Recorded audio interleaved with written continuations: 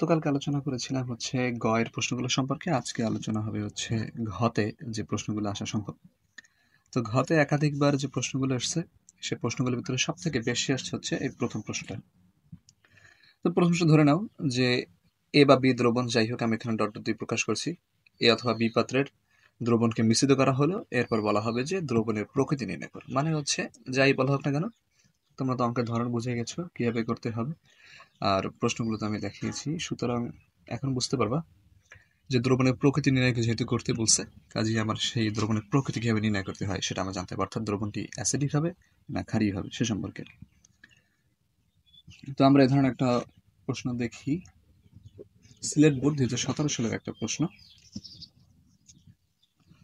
লক্ষ্য করো, এখানে দুটো পাত্র দেওয়া আছে, একটাতে বলা হচ্ছে 5% HNO3 এবং অপরটাতে বলা হইল পটাশিয়াম হাইড্রোক্সাইড দ্রবণ 250 মিলি, এবং সেটা হচ্ছে সেমি মোলার দ্রবণ। ঠিক আছে, আচ্ছা। আর এটাতে দ্রবণের ঘনমাত্রা দেওয়া নেই, বলা আছে যে 5% SNO3 এবং হচ্ছে তার আয়তন দেওয়া হচ্ছে 250 মিলি। এবং শেষে বলা হলো যে উদ্দীপকের এ দ্রবণ এবং বি দ্রবণ মিশ্রিত করলে মিশ্রিত দ্রবণের প্রকৃতি কিরূপ হবে। তো এ ধরনের অঙ্কগুলো আমরা কিভাবে করতে হয়, একটা নিয়মে করবো এবং সেই নিয়মের সবগুলো অঙ্ক পারবো।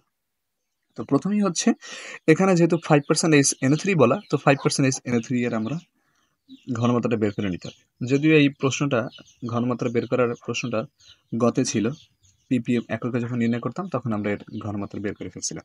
যাই হোক, আমি সংখ্যা গুছিয়ে দিচ্ছি যে 5% HNO3 এর ঘনমাত্রা কিভাবে বের করতে হবে। আচ্ছা, তো 5% HNO3 এর ঘনমাত্রা, তো 5% HNO3 এর জন্য আমরা ডব্লিউ দেব কি, তাহলে 5 গ্রাম, এবং তার আয়তন দেব হচ্ছে 100 মিলি, এবং তার হচ্ছে আণবিক ভর, আমরা নাইট্রিক অ্যাসিডের আণবিক ভর জানি কত, 63। তাহলে তার সি ইকুয়াল টু হোয়াট, তো আমরা সেক্ষেত্রে আমরা বের করব, আমরা জানি সি ইকুয়াল টু হচ্ছে ডব্লিউ ইন্টু 1000 বাই হচ্ছে এমভি। আচ্ছা, এখানে আয়তন কেন 100 দিলাম, কারণ হচ্ছে 100 মিলিতে 5 গ্রাম দ্রবীভূত আছে, এই 5% কথার মানে তো তাই।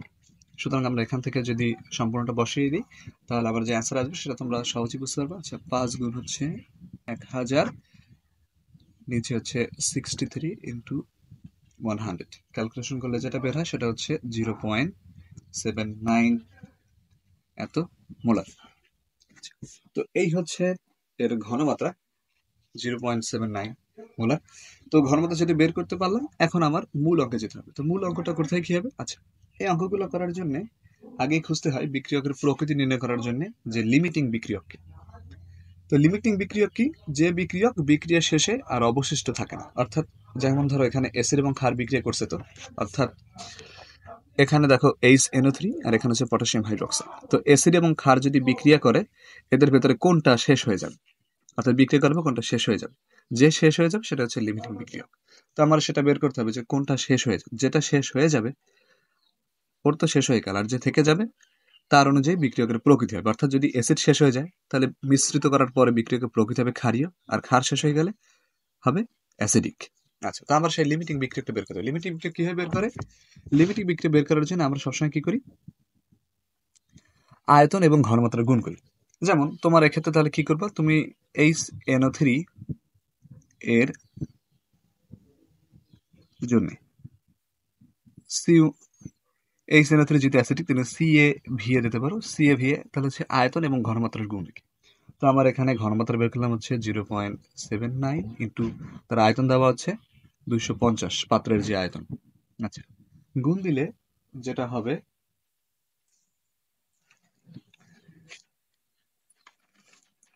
আচ্ছা আমি একটু ক্যালকুলেশন করতেছি। তো গুণ দিলে আসে হচ্ছে 0.79 ইন্টু হচ্ছে 250, আচ্ছা আসে হচ্ছে 197.5।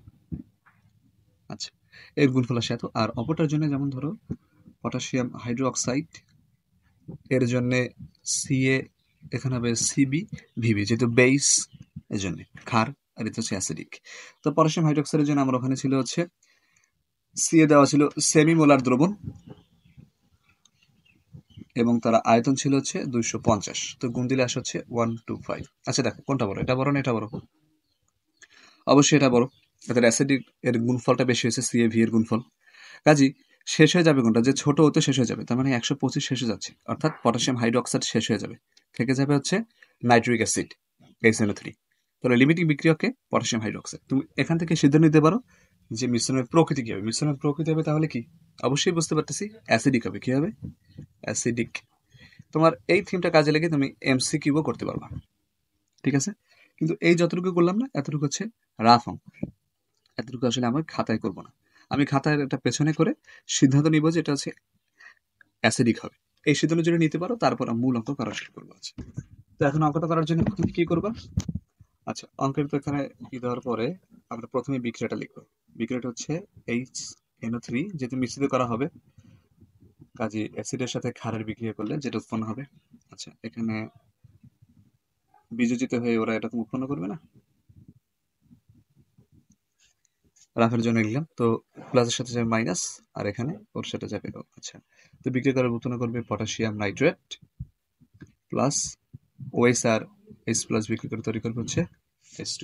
আচ্ছা, তো সেই লবণ এবং পানি উৎপন্ন করলো অ্যাসিড এবং ক্ষারের বিক্রিয়া। তো আমার এখানে যেহেতু লিমিটিং বিক্রিয়ক আমরা জানি, কাজে লিমিটিং বিক্রিয়ক হচ্ছে ক্ষার, কাজে থেকে যাবে অ্যাসিড। তো আমার এখন সেই লঘুকরণ সূত্র ব্যবহার করতে হবে, যেহেতু দুটো মিশ্রিত করছি ক্ষারের সাথে অ্যাসিড, কাজে সেই লঘুকরণ সূত্র দিয়ে বের করতে পারবো। তো তুমি এতটুকু লিখবে, এতটুকু কিন্তু রাফের জন্য বোঝানোর জন্য লিখলাম। আচ্ছা, সুতরাং কি লিখবে হচ্ছে, আমরা জানি ওই বিক্রিয়াটা লেখার পরেই আমরা জানি দিয়ে শুরু করলেই হয়ে যাবে। আমরা জানি হচ্ছে CA VA ইকুয়াল টু হচ্ছে CB VB। তো এখানে CA কে অ্যাসিডের ঘনমাত্রা, অ্যাসিডের ঘনমাত্রা আমরা বের করছি হচ্ছে 0.79 মোলার। VA কে অ্যাসিডের যে আয়তন, আচ্ছা ওটা একটু পরে লিখতেছি। আচ্ছা, এখানে দেখো সিবি হচ্ছে ক্ষারের ঘনমাত্রা, ক্ষারের ঘনমাত্রা দেওয়া ছিল সেমিমোলার, তার মানে 0.5। আচ্ছা, তাহলে ভিবি হবে কত, ক্ষারের যে আয়তন, আয়তন কতটুকু, 250 মিলি। আমরা অ্যাসিডের আয়তন লিখিনি, কারণ কি, আমরা জানি হচ্ছে ক্ষার হচ্ছে শেষ হয়ে যাবে 250 মিলি। তাহলে অ্যাসিডের কতটুকু দরকার, কারণ যে শেষ হয়ে যাবে আর যে থেকে যাবে, সেই থেকে যাবে কতটুকু সেটা আমার বের করতে হবে। তো থেকে যায় অ্যাসিড, অ্যাসিডের কতটুকু থেকে যায় আয়তন, সেটা আমরা বের করব। ঠিক আছে, এই জন্য আছে লিমিটিং বিক্রিয়াটা দরকার, যে কোনটা থেকে যায় সেটা বের করার জন্য। তো থেকে যাবে হচ্ছে অ্যাসিড, অ্যাসিড কতটুকু থাকবে সেটা বের করবো। আছে দ্যাট ইমপ্লাইজ হচ্ছে VA, এখান থেকে যদি বের করি তাহলে এখানে আসবে হচ্ছে CB VB, বাই ভাগ দেবো হচ্ছে CA দ্বারা। আচ্ছা, এখন গুণ করো, CBV বসাই দাও, 0.5 ইন্টু হচ্ছে 250 হচ্ছে 0.79। আচ্ছা, ক্যালকুলেশন করলে আমার আসে হচ্ছে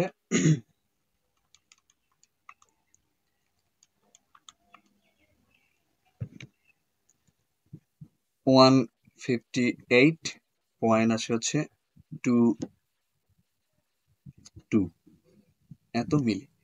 তার মানে দেখা গেল যে এই যে ক্ষারের সাথে এই যে ক্ষারের সাথে অ্যাসিডের যে বিক্রিয়া হলো, বিক্রিয়া হওয়ার পর যে লবণ উৎপন্ন হয়, তাতে আমার কতটুকু ক্ষার লাগে এই বিক্রিয়াটার জন্য? এই বিক্রিয়াটার জন্য আমার ক্ষার লাগে হচ্ছে 250 মিলি, আর অ্যাসিড লাগে হচ্ছে 158.22 এত মিলি। আচ্ছা, এতটুকু প্রয়োজন।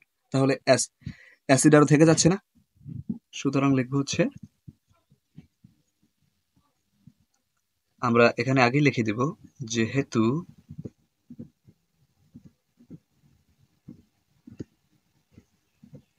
লিমিটিং বিক্রিয়ক পটাশিয়াম হাইড্রোক্সাইড, সুতরাং অবশিষ্ট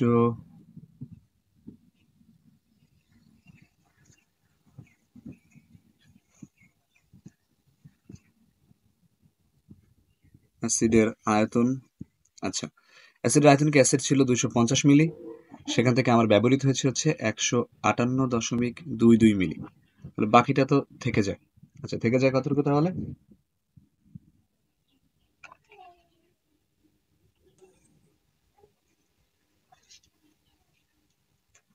থেকে যায় 250 বিয়োগ হচ্ছে 158.22। আচ্ছা, বিয়োগ করলে হয় হচ্ছে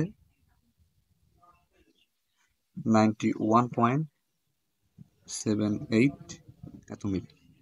কাজী যেহেতু ক্ষার থেকে যাচ্ছে বা অ্যাসিড থেকে যাচ্ছে, কাজী তুমি লিখবে কি, সুতরাং মিশ্রণের প্রকৃতি কি হবে?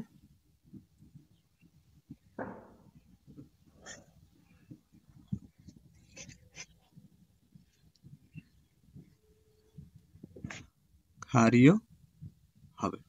এটা হলো মিশ্রণের প্রকৃতি, ক্ষারীয় হবে জন্য সিদ্ধ নিতে পারছে। কোনো কোনো প্রশ্নে বলা হবে যে মিশ্রণের প্রকৃতি কি হবে এবং অবশিষ্ট, যেমন ধর এখানে অ্যাসিড থেকে গেল, সে অবশিষ্ট অ্যাসিডের ঘনমাত্রা কি হবে। এরকম যদি প্রশ্ন যদি আবার পরবর্তীতে করে, তোমার এই হচ্ছে অঙ্কটা শেষ। মিশ্রণের প্রকৃতি ক্ষারীয় হবে, তুমি কি করলে শেষ। সবগুলো অঙ্ক এই একই নিয়মে তোমরা করতে পারবে। আগে হচ্ছে লিমিটিং বিক্রিয়াটা নির্ণয় করবা, তারপরে এরকম সূত্রটা লিখবা, তারপরে লেখার পরে এটা সমতা করার পরে তোমার সিদ্ধান্ত নিতে হবে কোনটা থেকে যাবে। যেটা থেকে যাবে সেটার আয়তন বের করবা। যেমন এখানে আমার অ্যাসিড থেকে যায়, লিমিটিং বিক্রিয়া যেহেতু ক্ষার, কাজে অ্যাসিড থেকে যাবে, অ্যাসিডের আমরা আয়তন বের করলাম।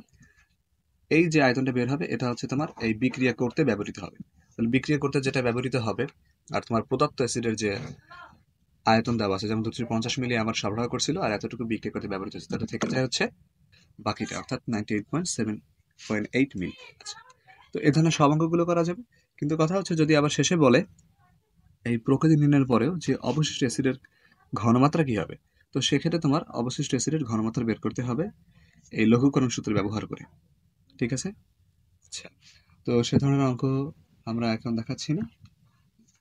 এ ধরনের অঙ্কের আমি শুধু সূত্রটা লিখে দিচ্ছি, সূত্রটা যদি তোমরা জানো তাহলে বের করতে পারবা। তো সেক্ষেত্রে করবো হচ্ছে C1V1 = C2V2। তুমি এখানে C1 ধরে নিবা, প্রদত্ত যে অ্যাসিডের যে ঘনমাত্রা ছিল ততটুকু। যেমন আমার অ্যাসিড বের হয়েছিল ঘনমাত্রা 0.79 V1, সেক্ষেত্রে আয়তন ছিল হচ্ছে আমার অবশিষ্ট যে আয়তনটা যতটুকু থাকে, যেমন 91.78 এতটুকু থাকছিল আয়তন, এত মিলি, আর ছিল এত মোলার। এবং সেক্ষেত্রে C2 মানে অবশিষ্ট যে অ্যাসিড থাকতেছে তার ঘনমাত্রা কত হবে, সেক্ষেত্রে হোয়াট দিলাম। আর V2 হচ্ছে মোট আয়তন পাত্রের। মোট আয়তন পাত্রের হবে কত, 250 মিলি দুইটা দ্রবণ মেশানো হয়েছে, তো সেক্ষেত্রে 250 যোগ 250 লিখতে হবে, তাহলে আসবে হচ্ছে 500 মিলি, কারণ অ্যাসিড এবং ক্ষার মিশানো হয়েছে না দুটো। আচ্ছা, তো এই দ্রবণ অ্যাসিডের ঘনমাত্রা যদি বের করতে চাও, তো সেক্ষেত্রে তোমার C2 = আসে হচ্ছে C1V1 বাই হচ্ছে V2। এরপরে তোমার এই সূত্র যদি ব্যবহার করো তাহলেই হয়ে যাবে যে অবশিষ্ট অ্যাসিড যতটুকু থাকে C2 তারা কত ঘনমাত্রা। নর্মালি এটা দেয় না বাকি এতটুকু করতে, তো বাকি এতটুকু করতে হলে এভাবে করতে হয়। ঠিক আছে? অর্থাৎ অ্যাসিডের ঘনমাত্রা যা থাকে তাই প্রথম C1, আর V1 হচ্ছে অবশিষ্ট যতটুকু অ্যাসিড ছিল তার আয়তন। তো এই অবশিষ্ট অ্যাসিডের আয়তন কতটুকু বের হবে, C2 = হোয়াট।